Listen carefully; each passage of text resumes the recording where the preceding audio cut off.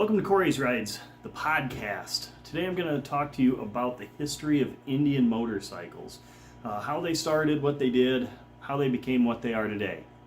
You doing hand motions like me, Riker? Okay.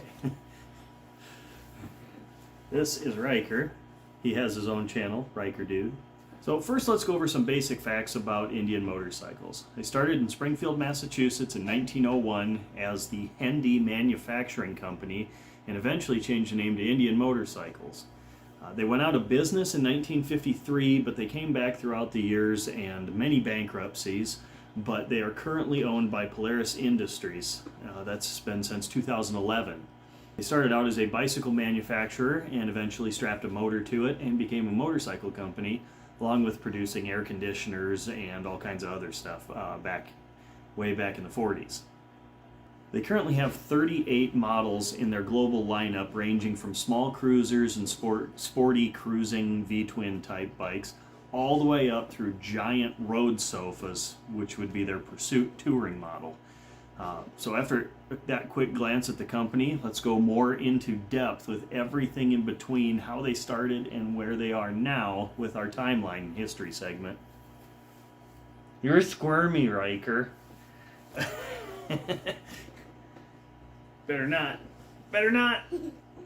Oh no. Oh.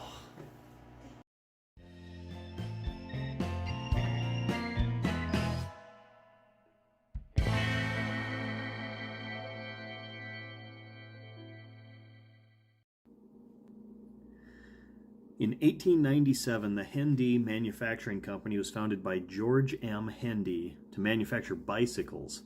They had two models called the Silver King and the Silver Queen, but American Indian was better for brand recognition.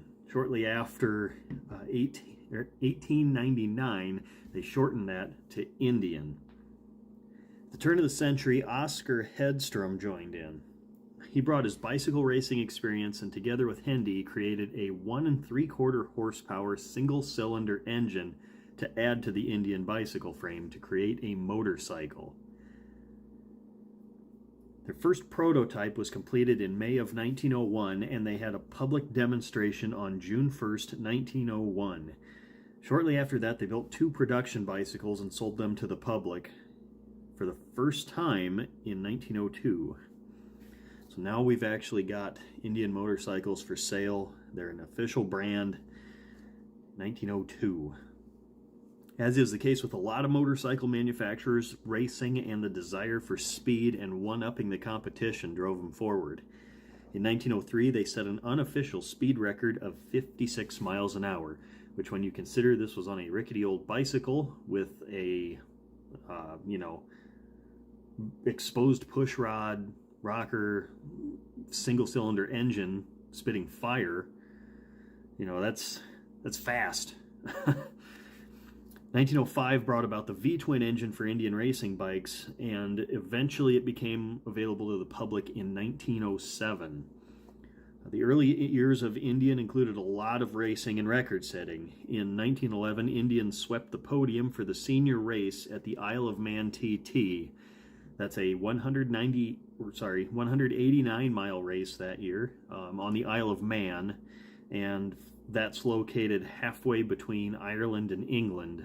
Newcastle, Ireland, and Blackpool, England, about halfway between the two out in the water. That race still happens today. We'll probably do an episode on that at some point in time, but there's a lot of history there. But yeah, they placed first, second, and third with two people from Britain and one from Ireland, if I remember correctly. Around this time also, Jake de Rosier, I'm sure I murdered his last name. Anyway, Jake set many speed records in both America and in Britain and won somewhere around 900 races on dirt and board tracks. He eventually left Indian for Henderson Motorcycles, which is the type of bike he was riding when he had his fatal 1913 crash during a board track race. A quick aside about board track racing before we continue. Back at this point in history, they actually made huge tracks completely paved with wood boards. We're talking like a mile up to 2 miles long, paved with wood.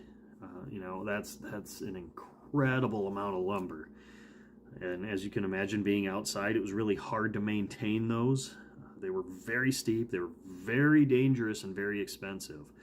It was not uncommon to have boards warp or go soft and break, and there were a lot of really bad accidents with that board track racing.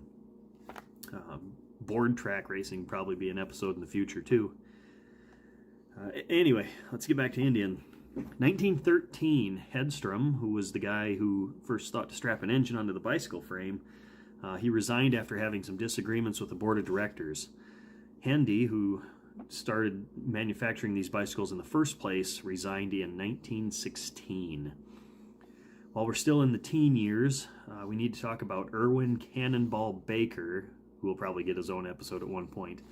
And I'm finding these rabbit holes have rabbit holes inside them. So I go in and learn about Indian, and then I learn about Irwin Baker, so I can go down that rabbit hole, and then I learn about Polaris, who ends up owning Indian later on, and there's all these little areas of research that I can do way more podcasts on. So at some point in the future, probably we'll get to him again. Anyway, stay on track. Condensed version of Irwin's career relating to Indians specifically.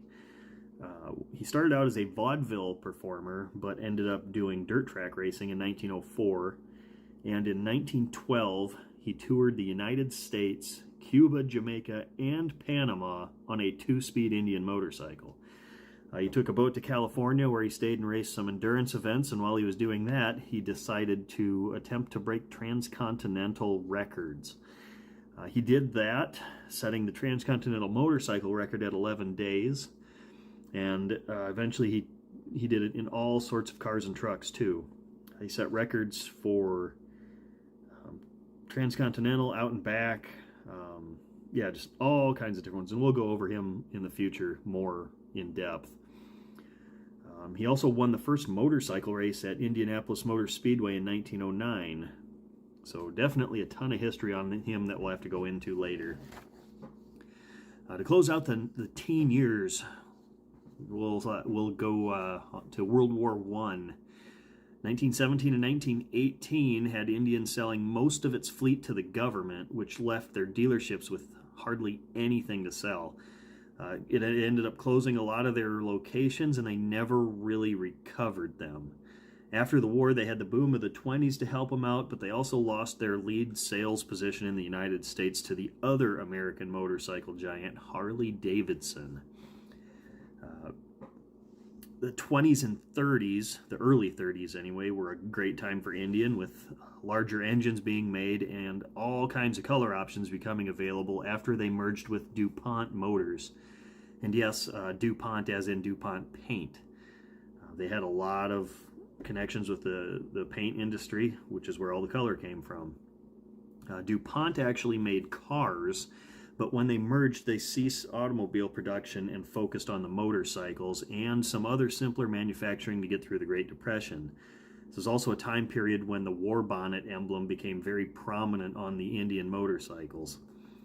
In the 1940s, Indian was selling about the same amount of bikes as Harley, but they were also making boat motors and air conditioners, and they still made bicycles. As a result of staying in business and having a more diversified portfolio, they wanted to keep manufacturing things. Between World War I and World War II, they produced 3 main models: the Scout, the Chief, and the 4, or it was also called, the Ace, or the Indian 401, or the 402. But we'll start with the Scout.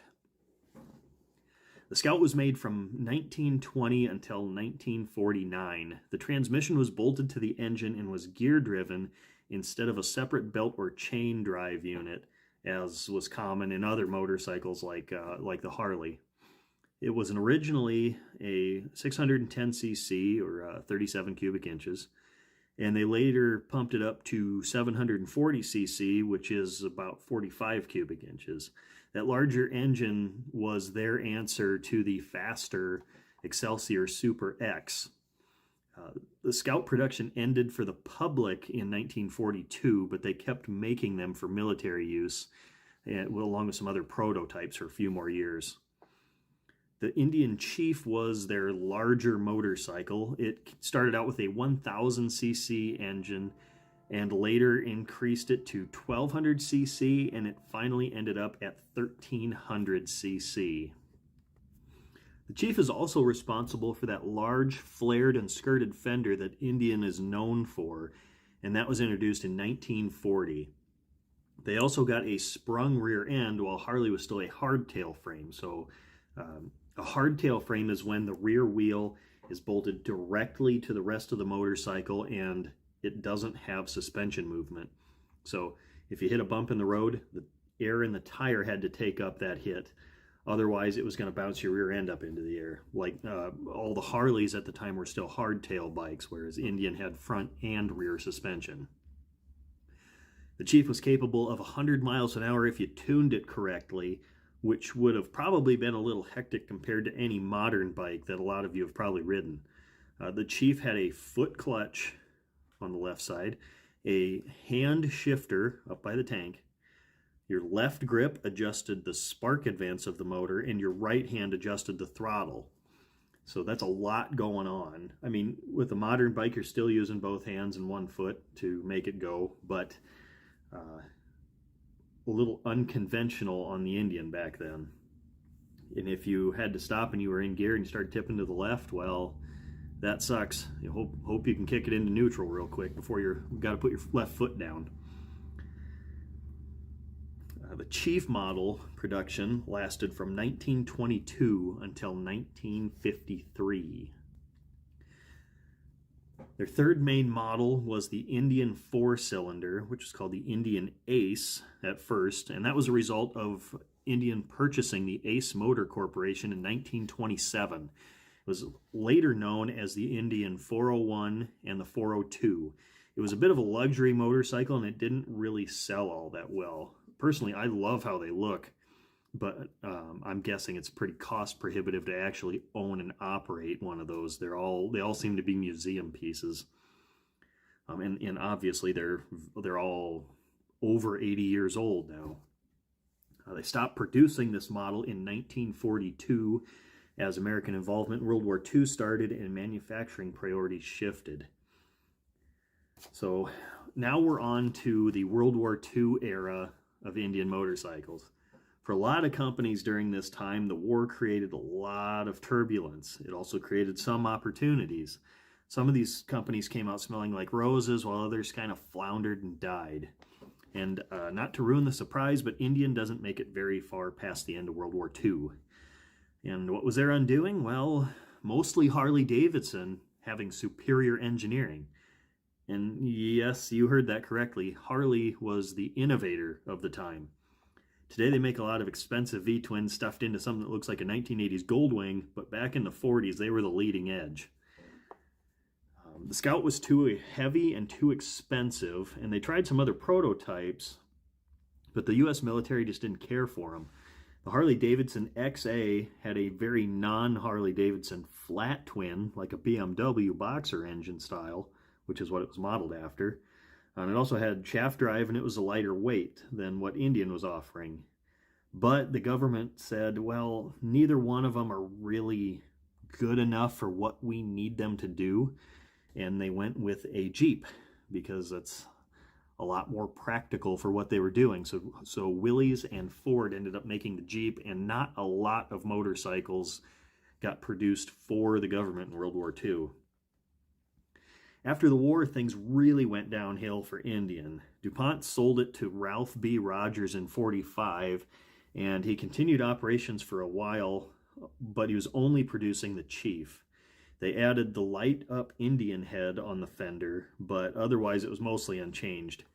In 1948, they took two Czechoslovakian-built models and added it to the lineup, a CZ-125B and a little Kory scooter. The scooter is actually used by paratroopers in the war, and it was rebadged as the Papoose. And Indian built a few more racing bikes during the era also.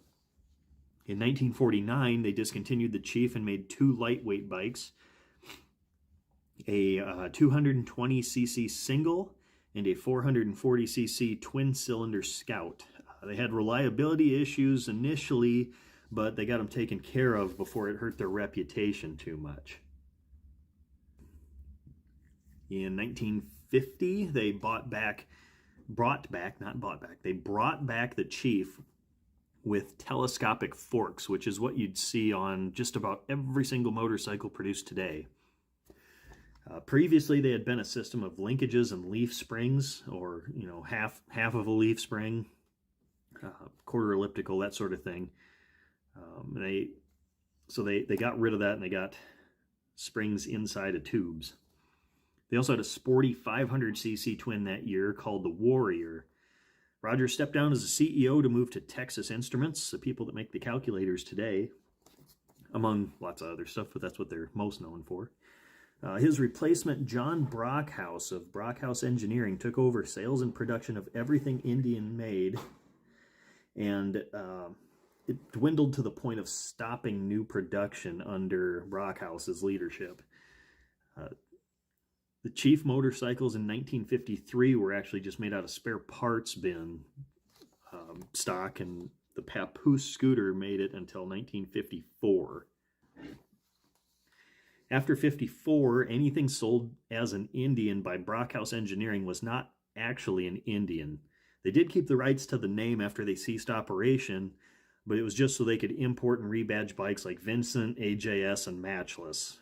Some more future history topics, I think. They also imported Royal Enfield from 1955 to 1960, and they sold every model that Royal Enfield made as a rebadged Indian. They rebadged them as the Chief, Trailblazer, Apache, Tomahawk, Woodsman, Westerner, the Hound's Arrow, the Fire Arrow, the Lance, and a three-wheeled patrol car, but they were all Royal Enfields with badges slapped on them. In the 60s, there wasn't a whole lot going on with Indian other than Burt Monroe and the land speed record, but we'll get to that after the timeline segment here. AMC bought Indian. At this point, it was just rights to the name, as there wasn't an actual factory producing them or anything anymore. And that's Associated Motorcycles, which is a British company. We're not talking about AMC, American Motors, that made the Gremlin, or the AMC movie theaters. They wanted to eliminate competition, which for them was Royal Enfield, and that's what Indian was importing at the time. They only continued the 700cc Chief, but in 1962 they pulled all Indian products from the market, and they focused on Norton and Matchless instead due to financial trouble. 1963 through 1970, there was a little bit of collaboration with Italjet Moto, a couple of mid-sized bikes and a few miniature bikes. They didn't really move them in any big numbers, and when Floyd Clymer died, that project kind of ended.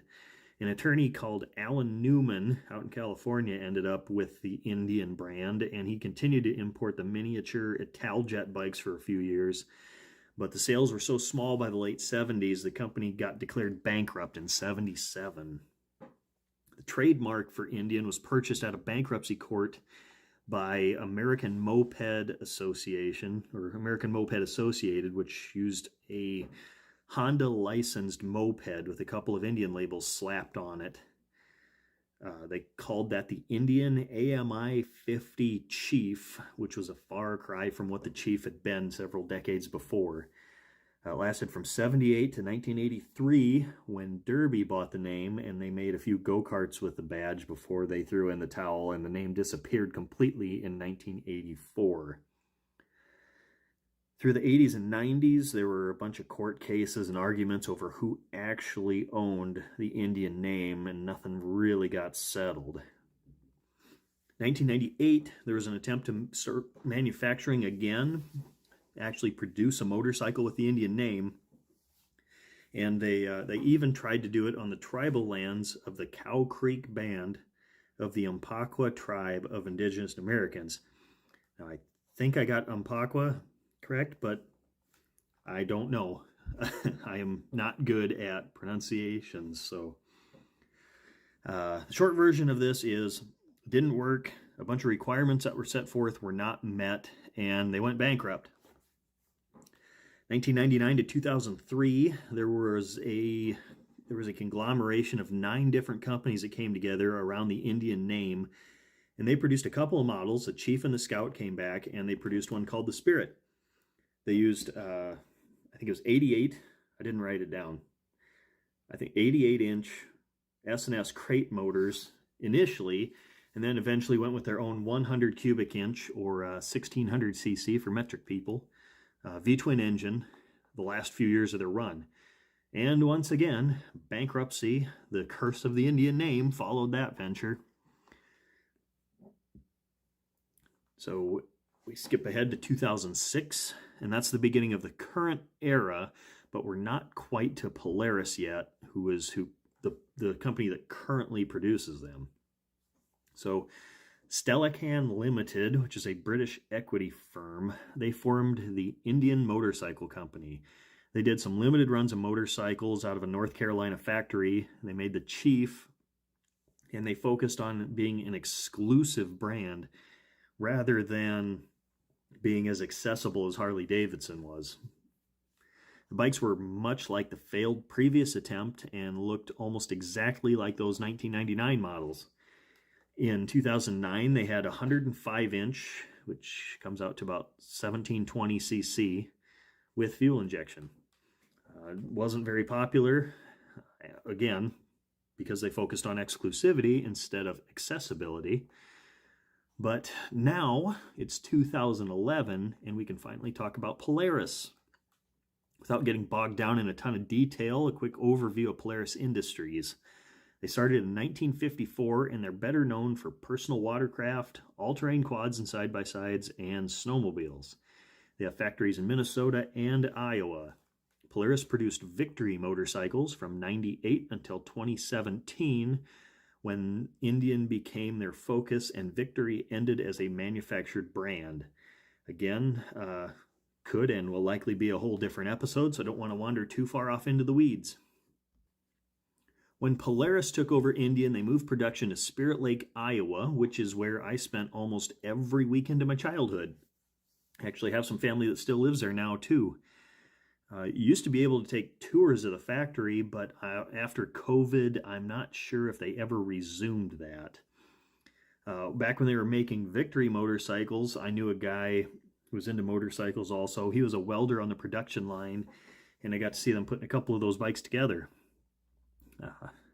Anyway, 2013, the Indian as you know it today rolled out of the factory with their 111 cubic inch Thunderstroke engine, which is 1,820 cc's.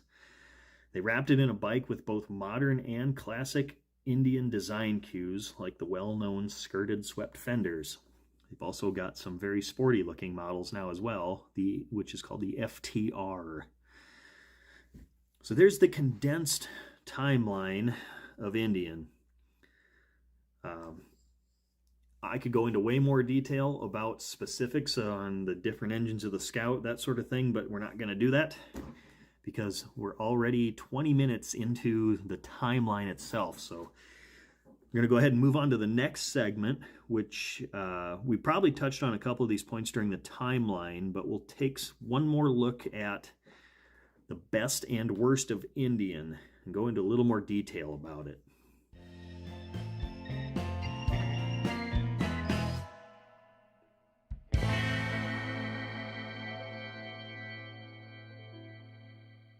So every brand is going to have their highs and lows. The first thing that comes to mind for most people with Indian motorcycles are The World's Fastest Indian, the movie, and usually some sort of vague sense about them being around forever, but not really seeing them on the road. So we'll start with the bad stuff so we can end on the better highlight. Like I said, a lot of people think Indian is an old make, which it is. It's been around for over 100 years. But going through the timeline, we learned the brand passed through a lot of hands. a lot of bankruptcies, and for a very long time they didn't have anything very successful or distinctive attached to their name. That leads to not very many of them being on the road, and with how many Harleys there are out there and how similar a lot of them look, you might not notice it's an Indian at first glance. The newer ones are pretty distinctive, but if you're really not into motorcycles, you probably won't be able to tell from a distance. Let's move on to the famous part. Burt Munro, the world's fastest Indian. Hello, Clarice. Wait. Wrong movie. Right actor, wrong movie. Anyway, the movie about it stars Anthony Hopkins depicting the world's fastest Indian with a little bit of Hollywood sprinkled over it. And it's a pretty good movie for gearheads. I've watched it a couple of times, but the real Burt Munro was a New Zealand motorcycle racer. He spent about 20 years creating a streamlined 1920 Indian Scout, and he used it to set a few different speed records. The stock top speed of that bike was 55 miles per hour, or 89 kilometers an hour if you're metric. He didn't have a lot of money, wasn't well off, so he did a lot of his work by hand with parts and tools that he made himself out in his shed. The bike ended up being 950cc, which is up from the 650cc stock displacement. Almost every part on that bike had been modified somehow. It was cut and formed and bent and hammered into a shape that a lot of people would barely recognize as a motorcycle. He wrapped it in a slick bullet-like shell, and he threw it down the beaches of New Zealand and the salt flats of America in search of speed.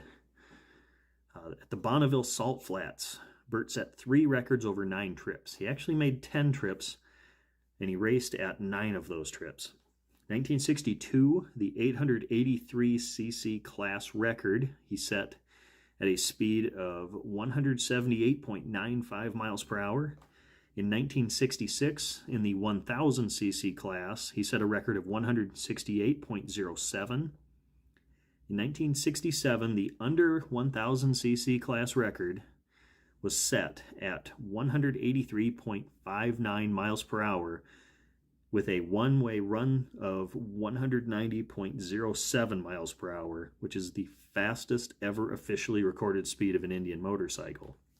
So if you don't know how Bonneville works, it's just a big flat, salt flat, out in the middle of nowhere, and they make a nice, even, flat surface out there, so all these guys trying to set speed records can go out and you do a run in one direction over a course of several miles, and then you turn around and you do a run in the other direction, and then you put the two together to get your speed record. And that's so that you don't have any unfair advantage with the wind. If it was aiding you going one way, it's going to be against you going the other, and it averages out. So that's what, when I mentioned the one-way run of 190 miles an hour, that's what I meant. One of those legs was 190. So that's Burt Munro. That's what most people know Indian for. So now you know the history, the low points, and the high points of Indian motorcycles. So hopefully you learned something new. You have a better picture of what this manufacturer is and how they got to be what they are today. Next up, I'm going to fill you in on my first-hand experience with the brand.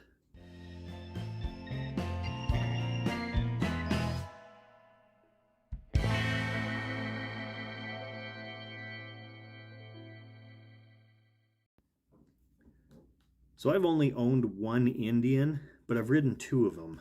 Both of them were FTR models. Both of them were uncomfortable, and both had a short range. The reason they were uncomfortable was absolutely due to my height, so it's not really the bike, it's me that's the problem here. The first one I rode was a 2021 FTR Rally.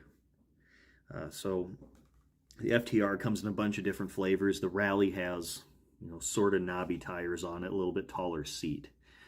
It has a aggressive riding position, not as bad as like a sport bike, but certainly more aggressive than any normal cruiser because it's a sporty bike, and it also has a very small gas tank. And the small tank is fine because I wouldn't want to ride that thing very far.